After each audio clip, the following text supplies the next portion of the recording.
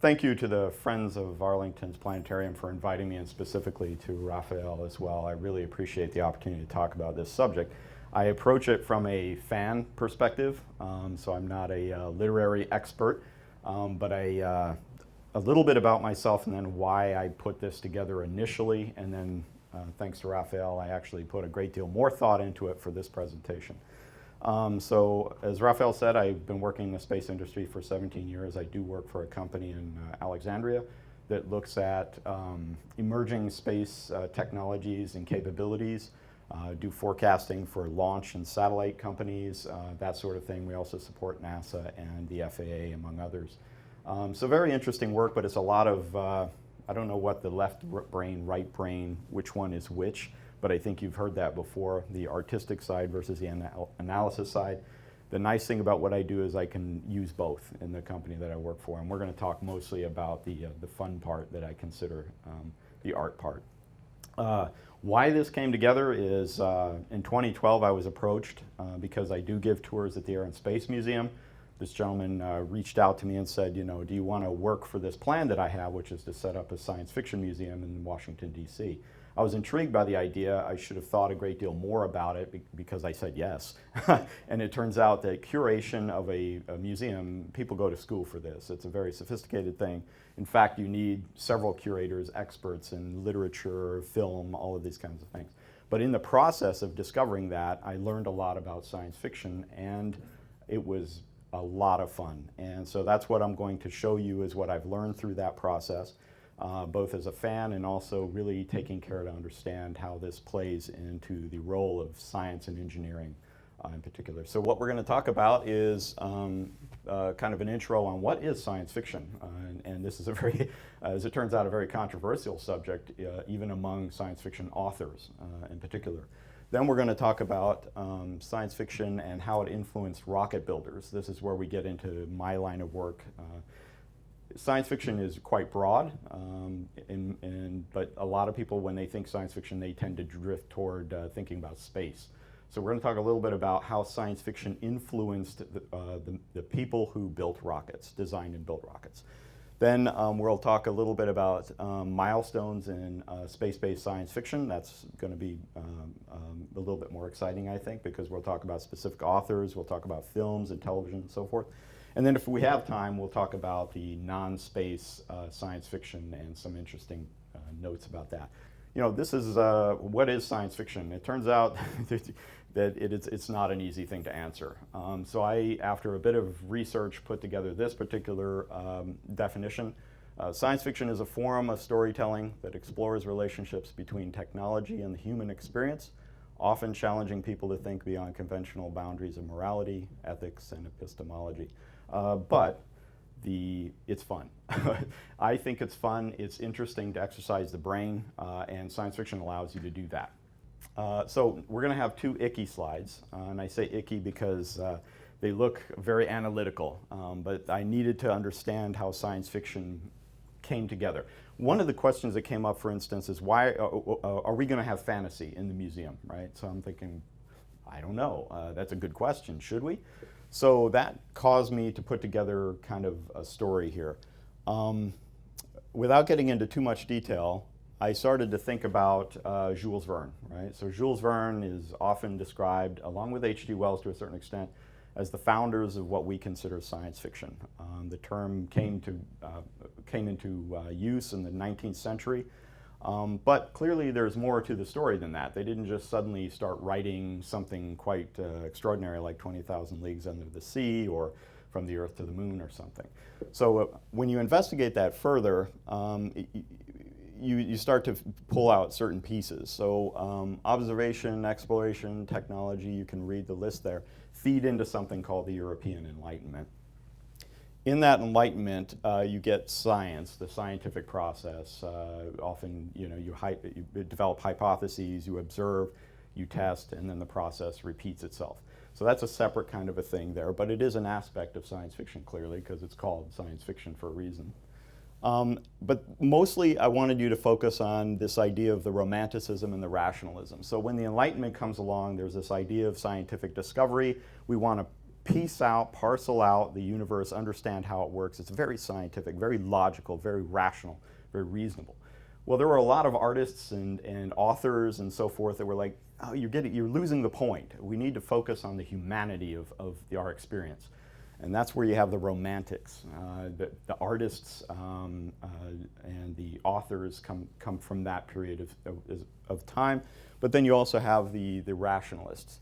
And you can kind of see where the arrows point. The romanticists tend to go into the Gothic novels, and that splits off into horror and fantasy. Not cleanly, I might add. It's important not to put authors into bins. And I'll explain that as we talk about specific authors and so forth. There is no, in fact, there are people who write science fiction that everybody says he's a science or she's a science fiction author. And no, I'm not. So we'll get a lot of that. So this is a problem in analysis. The kind of things I do is life is all about gray. There is no black and white. So I don't want you to take this absolutely literally. And I'll explain what I mean by Gothic novels and that sort of thing, but in the next slide when we get to that. But clearly you can see that in rationalism we have this kind of idea of science fiction. That whole bit, science fiction, horror, fantasy, kind of falls into something, an umbrella term called speculative fiction. You're looking out into the future, you're looking into the soul of a human being, you're looking beyond limits, and you put stories together to help illustrate the point. In part, authors do this to share some thoughts about what they have, but also because they want to make money as an author, and this is an intriguing thing for people to read about. And you can see from film, for example, a lot of science fiction are blockbusters. People love to go to these films in part because they're fun. Here I've done the same piece for speculative fiction, that red dotted line, to highlight authors as examples. And you'll see lots that you recognize and many that you don't, and this is far from comprehensive. And I'm not going to go into the modernism, postmodernism thing. This could go on and on for days. I just wanted to give you kind of a layout. But I did want to point out Mary Shelley, M. Shelley there, Frankenstein, right? That's considered a Gothic novel and sometimes considered science fiction, but not quite, because it has some romantic notions to it. It's a great book, by the way. I recommend it. I read it a couple of years ago, and I revisited it a few months ago, and it's just so well written, as you might imagine. Gothic novels there, we have Charlotte Bronte as an example of a woman who wrote in this kind of genre, which is interesting.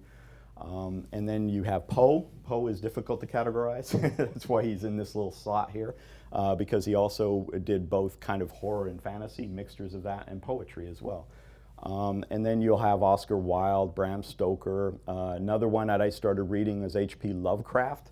I thought he was a science fiction author. It turns out he tends to lean toward horror.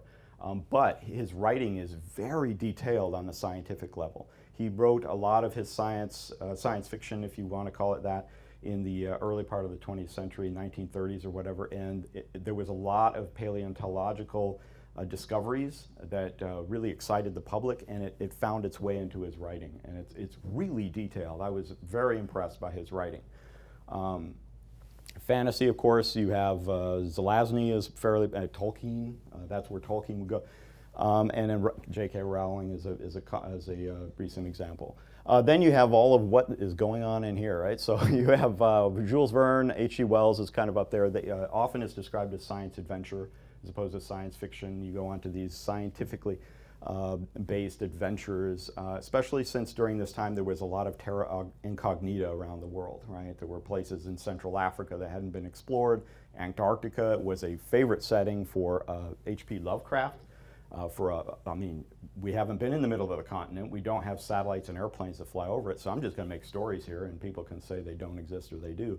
They'll never know, really. So now we know better, but I encourage you to read Mountains of Madness was a book that he wrote that's based in Antarctica, which is really interesting.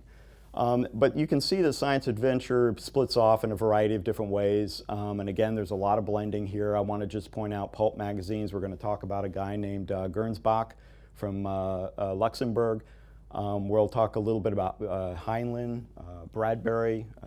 You'll see that there's Adolf Huxley. You've probably heard of this individual, Brave New World. And then you have soft science fiction, hard science fiction, all manner of science fiction. It comes in many different flavors. When I say soft science fiction, this is a controversial term, and we'll talk a little bit more about that, but soft science fiction tends to focus on the socioeconomic aspects of fictional universe. Hard science fiction tends to focus on the technology part of things, the tools and so forth. So without further ado, and of course, like I said, we're going to talk about rocket builders. I'd like to start the story in 1609. You probably heard of Galileo Galilei, I'm sure you have, but you probably not heard of Thomas Harriot, also from England. These two gentlemen in the same year aimed their telescopes up at the moon. And for the first time in history, when they started sketching what they saw, these are Thomas Harriot's sketches of the moon, we started to envisage that object as a three-dimensional place with mountains, craters, what they thought were mare or seas. It was a place. Once you conceptualize the place, the idea of then telling stories about what it would be like to visit that place starts to emerge as a possibility. We'll talk about a couple of these people. Jules Verne is probably one of the most famous science fiction authors. If you were to ask somebody, name me an early science fiction author or the father of science fiction, if you will. But it oversimplifies. It turns out that Jules Verne wrote in a lot of different subject matter. He's actually considered the Mark Twain of France by the French. So science fiction was just an aspect of what he wrote. But he was very hard science fiction is a good way to describe it. So if you read From the Earth to the Moon in particular, or 20,000 Leagues Under the Sea is a good example, because he describes in excruciating detail the Nautilus. Down to its horsepower, down to its components, all of that kind of thing, because he was fascinated. He was inspired in large part by the Industrial Revolution. We're patting ourselves on the back for our ingenuity during this time, and that period of time lasts a good 150 years when you count Europe and the United States. So there's a lot of this industrialization going on, and that inspires the idea of using machines for space, as well as other things, underwater exploration. Jules Verne has pointed out, you also have to be careful, this idea that, oh, this author or this director or in his films or her films inspired me to do whatnot. You know, when you do historical research, you have to double check that, because sometimes it sounds really cool to say that so-and-so inspired me to do this, when in fact maybe it never did, but it's a convenient way to describe how you came about your idea.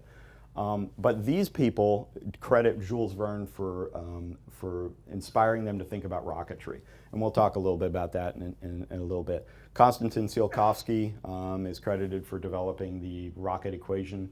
Hermann Oberth from Germany, Transylvania actually, is also a rocket engineer. Werner von Braun, Vasily Mishin is probably less known in the Soviet Union, but these individuals were inspired by Jules Verne directly. Among other forms of science fiction. And then Jules Verne himself was inspired by Victor Hugo, which is kind of interesting. Victor Hugo was very descriptive in his writing, very descriptive, and he carries that over. Jules Verne writing, I don't know what it's like in the original French because I can't read French, but in English it's a bit of a slog. I'll admit, they're thick tomes, but they're a joy to read. I have developed a great appreciation for classical science fiction. I didn't know what I was missing until I started thinking about this.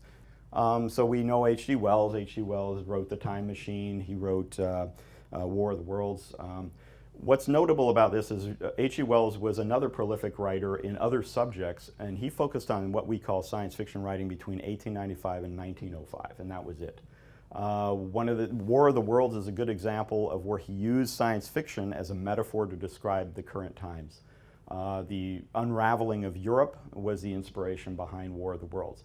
The neat thing about this is that you can use science fiction to tackle sociological problems, political problems, without directly naming names, if that makes sense. And because if you do that, people will say, well, I'm not going to read this. You know, this is, you're clearly making a political statement. Or if you're talking about gender issues or racial issues, well, why don't we make it an alien? And then you're not going to focus on that so much. But at the conclusion of it, you realize that a moral has been addressed here, and it's caused you to think about it a little bit. So H.G. Wells is credited by Robert Goddard for having inspired him to think about rocketry. That day came on October 18th of 1899 when he was 16 years old, and he climbed a tree, and he had what he calls his eureka moment. And that's when he decided to dedicate his entire life until he passed away in 1945 to rockets and getting human beings to colonize space. And he credited H.G. Wells for getting that ball rolling in his head. Who's this guy, right? This guy is Hugo Guernsbach. He came from Luxembourg. He is considered one of the three fathers of science fiction. This was somebody I did not know about until I started thinking about this in greater detail. Guernsbach founded Amazing Stories in 1926.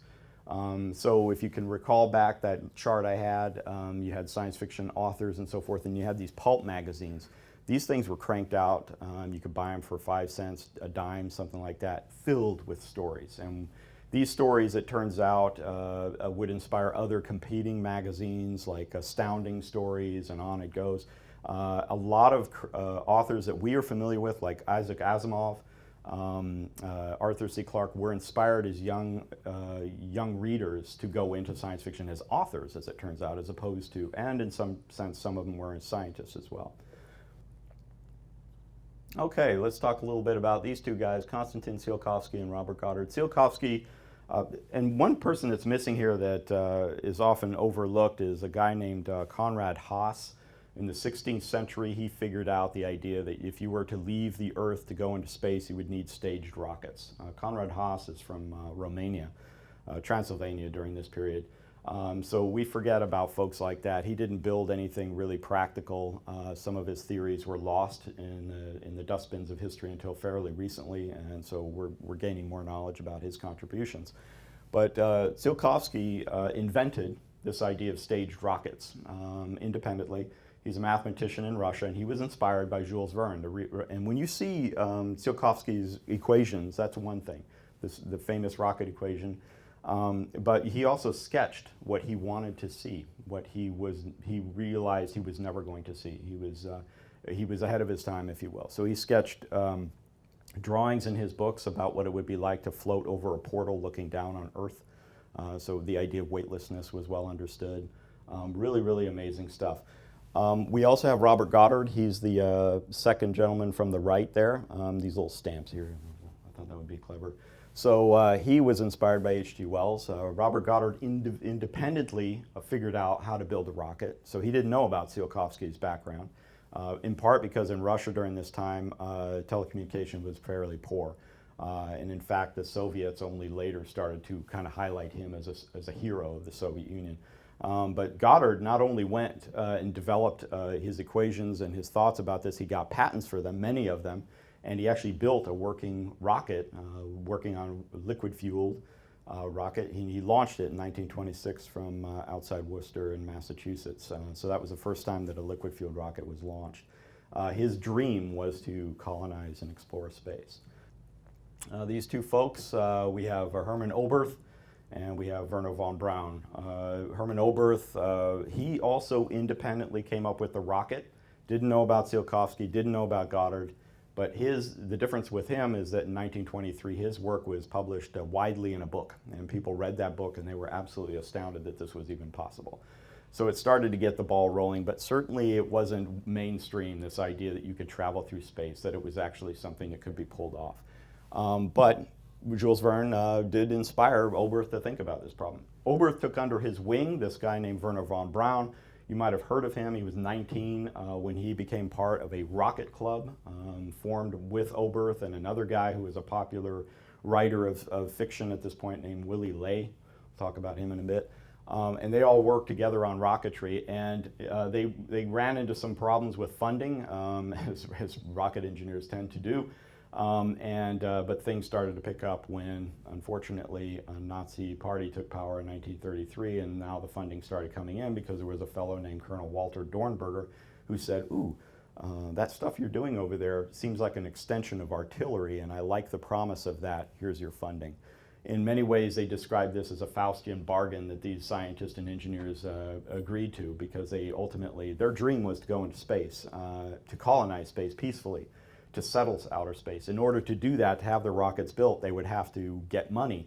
The only people that were going to pay money to have you do the development of your rockets was a military, and in this case it was Nazi Germany. So here we have Sergey Korolyov. He was sort of the counter of Wernher von Braun. His existence was very classified during the Cold War. He was not inspired by science fiction, however. As it turns out, he was an aviation guy. He liked designing, he liked flying airplanes. It was only until he met this fellow, Friedrich Zander, he was inspired by a lot of science fiction. He was a rocketry guy. These two fellows met in 1930, and in 1931 they founded a group whose focus was to develop rockets. So that's how Korolyov got interested in rocketry. He is the fellow that led the team that built the rocket that sent Sputnik into space on October 4th, 1957. He was also the fellow that ran essentially the rocket and satellite program that sent Yuri Gagarin into space in 1961. So he is critical. We only learn of him much later because his existence was classified.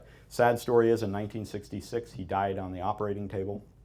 He was getting some routine surgery done and there was something wrong with the anesthesia and he died.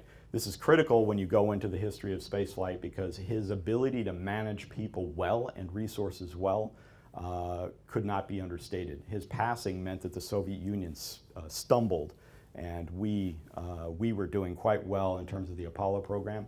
And so in 1961, of course, we beat the Soviets to the moon. So very interesting story.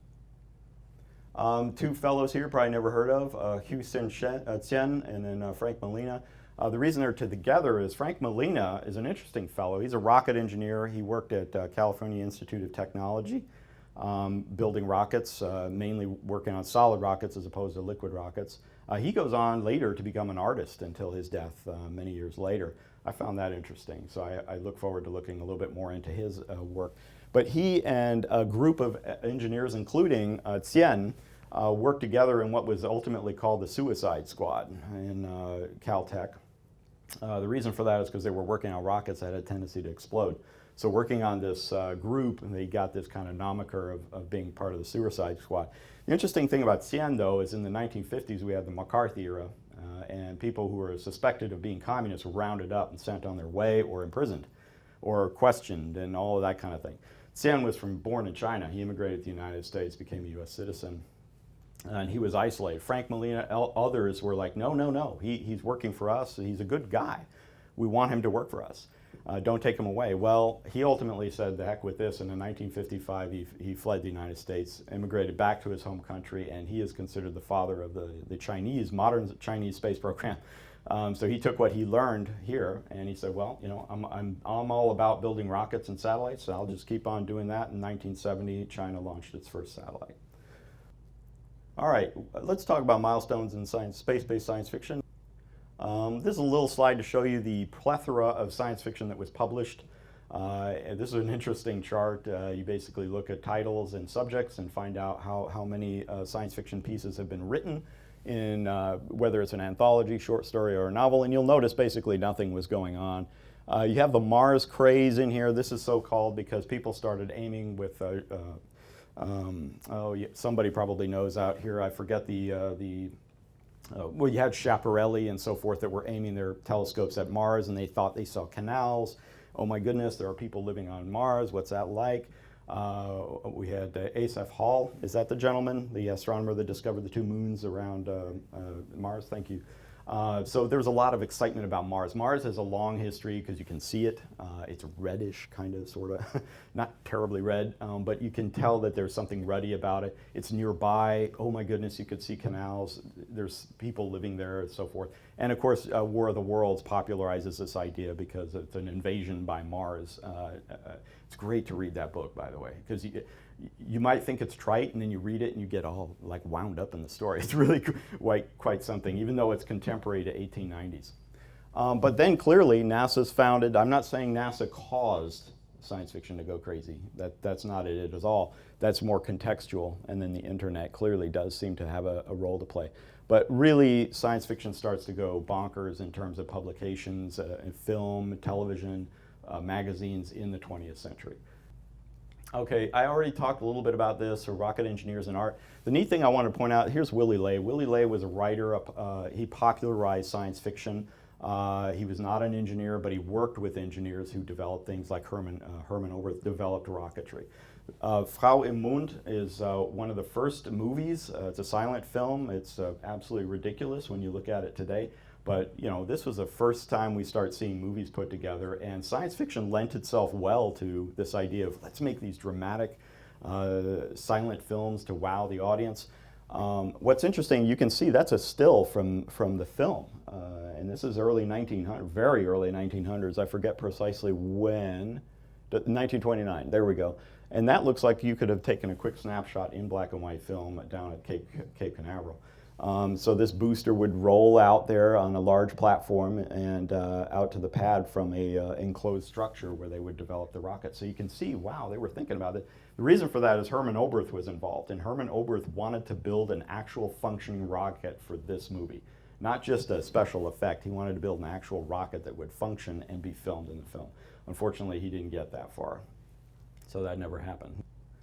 Collier's, I wanted to just point out the Man Conquers Space series. So Wernher von Braun, that's him on the right there, and that's Walt Disney there. Walt Disney was thinking a great deal about the future of the world and how it might look, and he had heard of Wernher von Braun, and they started working together. Von Braun does not look like a traditional rocket geek. He looks a bit square-jawed. He looks like he can handle himself. So he ended up being quite visually important when it came to public relations, and he also spoke well, and he had a German accent, as you might imagine, because that's where he's from. And that helped this idea of the stereotype of the German rocket engineer that was popularized ever since, really. But the idea was that in 1952, 54, actually it was in the 1940s, it doesn't really matter.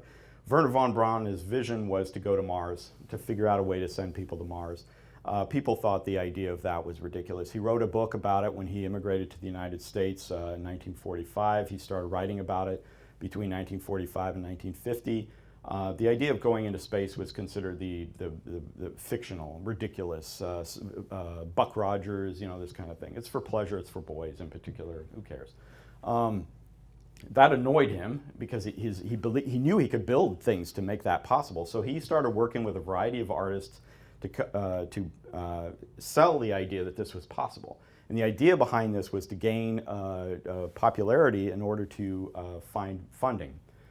So that's what we have here with the Collier's series, working with artists and so forth. So people started to realize that space travel was possible around 1955 or so. And of course, NASA's founded in 1958, and we all know the story from there.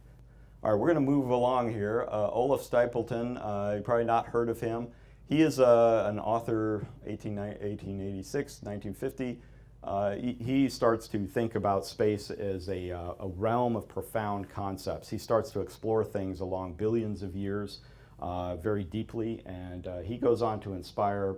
He wrote a book called Star Maker, and one of the things he conceptualized was the idea of enclosing a star with a shell and capturing all the 100% of the energy of the star in this shell. And in fact, Freeman Dyson, Dr. Freeman Dyson, was credited for figuring that out, called the Dyson sphere. The idea that Dyson came up with, he just said, I was thinking about this thing that I read about in Olaf Stippelton's book. If we want to find evidence for an extraterrestrial civilization, we should look in the infrared for these objects. And because he believed that these spheres would glow in the infrared because of the heat on the inside being generated by the star. So he got the credit for that idea, but in fact it was Olaf Stippelton that figured that out, or speculated about it. We have Robert Heinlein. I just wanted to point out that he was, I think it's safe to say, leaned as a libertarian.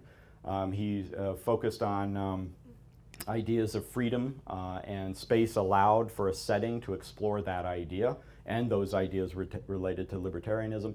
The Moon is a Harsh Mistress is an excellent book. I think it's a stretch to say that it's based on the American Revolution, just put between the Earth and the Moon instead of the United Kingdom and, or I should say England and the United States. So it's a great read, a really solid read. Arthur C. Clarke, we know about him a little bit. Hard science fiction. His work, 2001: A Space Odyssey, is probably one of his more famous pieces, but he wrote the Rama series and so forth and so on. A lot of technology emphasis. That's what I mean by hard science fiction here. He did write the book 2001: A Space Odyssey concurrently with the screenplay, so that is to say at the same time that the movie was being made. And it was based on a short story that he wrote called, The Sentinel. that's exactly right, The Sentinel. And it was a short story that inspired Stanley Kubrick, to start working on this film. We have Frank Herbert wrote Dune. Dune is interesting. Frank Herbert was a journalist, and I apologize we're going over. Is that okay? Time really, is this like a portal thing? Okay. It's like, what is going on? So Frank Herbert wrote Dune. Dune is, so as I was saying, Frank Herbert was a journalist, and he started writing a story that was supposed to be related to, I don't know what. It wasn't Dune, clearly. He was writing something regarding the environment, and he started to do a considerable amount of research to support this article. And he drifted, and he started saying, you know what, I want to write a story, and that became Dune. Dune is a wonderfully written book. If you've never read science fiction before, I usually recommend Dune. The reason for that is rich in texture, and it spans 20,000 years of human history, future history. We'll talk about what in the world that means here, I think, in the next slide. Yes. Isaac Asimov. You look at this guy and you're like, he's a science fiction author. Now, he is known for his Foundation series, which I'm not going to get into a lot of detail, but that's what he's known for. This is Foundation, and then the Robot series, and then the Galactic Empire series. And they were all more or less part of the same universe that he speculated could exist in the future. And it spans thousands of years. So it goes somewhat like Robot, I believe it's Galactic Empire, Robot, and Foundation, or Foundation and Robot. That's how it goes chronologically. So it's an epic scale effort that he did. Asimov, though, it's best not to put him into the science fiction category, because this man wrote and wrote and wrote. And he wrote about all manner of subjects. And I forget, the only subjects he was is believed to not have written about are psychology, and that's it. Something like that. But even then you have to kind of qualify it, because he did address those subjects in different ways. So he wrote way beyond just science fiction. Ray Bradbury, I know you guys have heard of him probably. He's an author of fantasy, not science fiction, according to himself. He didn't consider what he did to be science fiction. He felt that with the kind of writing that he did, was more fantastical, not entirely possible, and so he didn't necessarily consider himself to be a science fiction author. He also used science fiction as cultural criticism. There's an interesting observation that he makes decades ago, where he notices an older couple walking with their dog, and the woman was wearing some kind of headphones connected to a radio, like an old radio. And he just thought how sad that is, that they're not talking to each other while they're walking down the street. I just thought, oh my goodness, what would he think of today with the mobile devices? So he would use science fiction as a method to kind of address those ways of criticizing culture without overtly doing so. Here we have Philip K. Dick.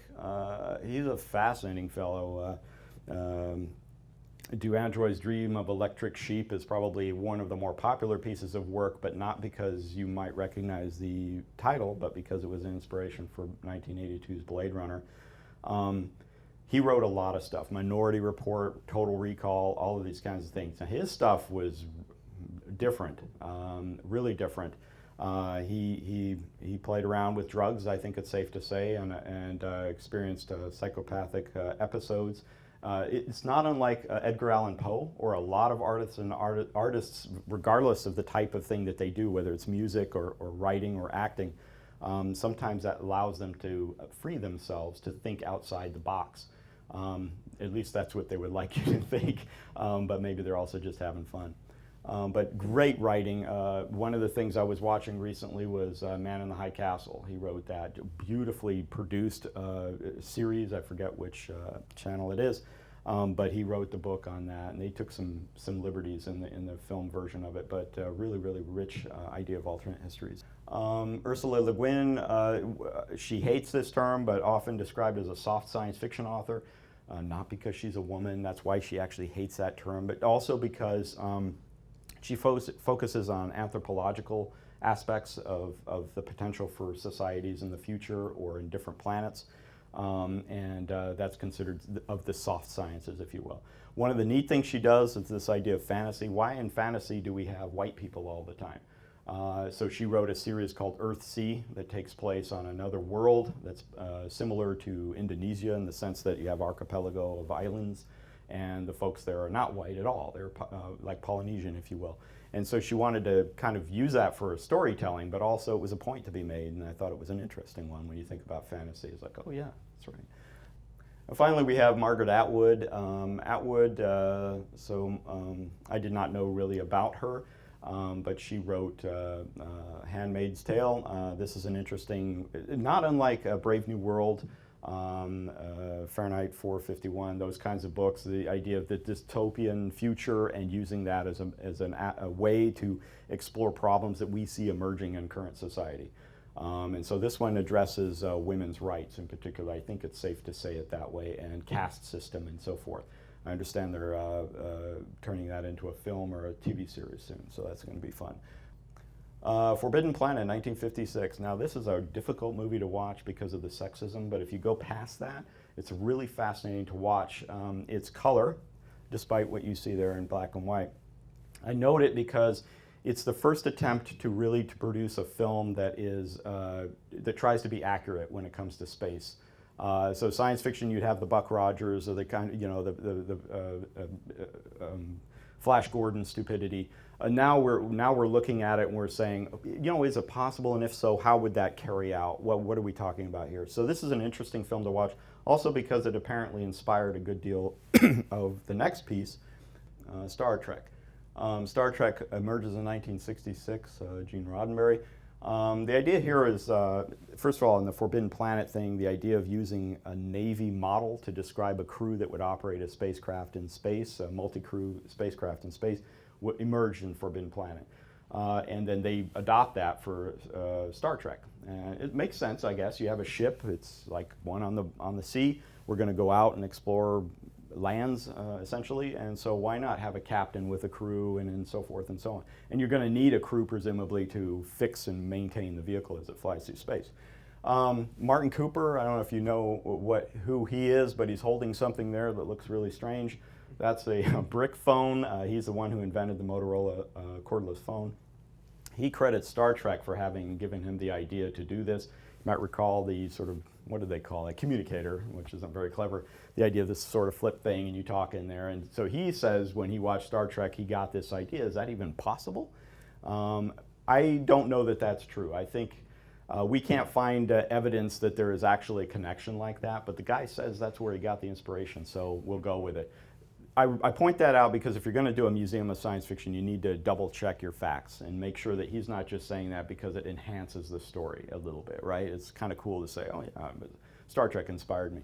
The other thing is Mae Jemison, first African-American woman to go into space. She was inspired by Uhura, Nichelle Nichols' character in Star Trek, and I thought that was kind of neat. And the two of them met on many occasions, and that's kind of neat to see the two of them. And then you're like, what's Chekhov going on about? The idea of mixed crew. Chekhov, the young man there, was a Soviet from Russia, right? So the idea in 1966 to put a Russian talking guy on the bridge of the Enterprise, what is Roddenberry thinking? But he said, I want to show that in the future we are going to be able to get along and work together. And so it's really amazing to kind of look at that, and again with the sexism, right? You watch Star Trek, you're like, this guy Kirk, what is this problem? But you get past that and you're like, this is really cutting edge stuff. We already talked about 2001: A Space Odyssey, but I want to point out the guy, and you can see the guys in the suits, and then who is this guy in the white? This is the artist that worked on 2001: A Space Odyssey. I had the honor of meeting him. His name is Frederick Ordway. I met him 4 years ago or so. Really amazing experience for me. He's the guy who wanted to give the art, the look and feel of 2001: A Space Odyssey, which is a favorite film of mine. If you have seen it, you know what I'm talking about. If you haven't, bear with it. It's a long movie and it's a little slow, but it's visually it's absolutely stunning. It was made in 1968, and but it also highlighted this idea of sterile space, that it's clean and white and lifeless in a sense. So now we're getting into dirty space with Star Wars. This is an interesting point. The idea, even back to Forbidden Planet, so forth, is that there is a sterile way of handling. In fact, NASA, when you saw images of what NASA's up to, you're talking about clean rooms and white coats and bonnets and all that. But with Star Wars, you get this strange idea in 1977 of these old machines that have been flying around space for years and years. Han Solo's Millennium Falcon, for instance, is a good example. This beat-up, oiled, disgusting vehicle, and this guy who clearly is not on the up and up anyway. And it's an interesting way to think about space flight. It's like, oh, it's routine. People going back and forth, no big deal. In fact, Elon Musk was inspired by Star Wars, and so much that he named his rocket the Falcon 9 after the Millennium Falcon. So he's a bit of a space geek, and he makes a little bit of dough on the side. This idea of Jedi religion is a little silly, but it made a difference in England because they registered as an actual religion. And so it is an actual religion. Who are you to say it's not a real thing, right? So they believed in the principles of Jediism as embodied in the film. So they became a group, and does anybody take it seriously? I don't know. But they're registered as a religion in not just England, but also in Australia. And then Star Wars becomes a quote-unquote way to ridicule President Ronald Reagan's plan for space, the SDI, which was Strategic Defense Initiative, was quipped as Star Wars. And to this day, sometimes I'll meet people that think, oh yeah, we got a shield up there to prevent things from coming in and hitting us. No, we don't. That never happened. In fact, it was quite controversial to even suggest that you were going to do that because it would destabilize nuclear parity between two countries. One of my favorites, Alien. The idea of blue-collar space is intriguing to me. We have a new TV series also, I'll talk a little bit about it here instead of in the slide to come, The Expanse. I started watching that just recently. I'm usually turned off by science fiction because it's either trite or poorly done. This one's really well done, but the idea of blue-collar space is intriguing because the idea of the routine, just folks doing work up there. They don't even want to be into space, they need a job. And if it means they got to go to the moon to make a buck, then that's what I'll do. And this kind of blue-collar thing is really cool. And in Alien, you just have this crew. They're in this kind of these outfits. They're utilitarian. The vehicle they're in is old and used, and they're just hauling the mail. They're hauling materials across the galaxy. And yeah, things go badly for them, but we don't need to go into that too much. Another interesting show is Babylon 5. The neat thing about this, and the thing I enjoyed a lot about, is the politics of space. Okay, so you got spaceships with Captain Kirk in it, and they're fighting Klingons, and that's exciting and fun. But who funds that enterprise?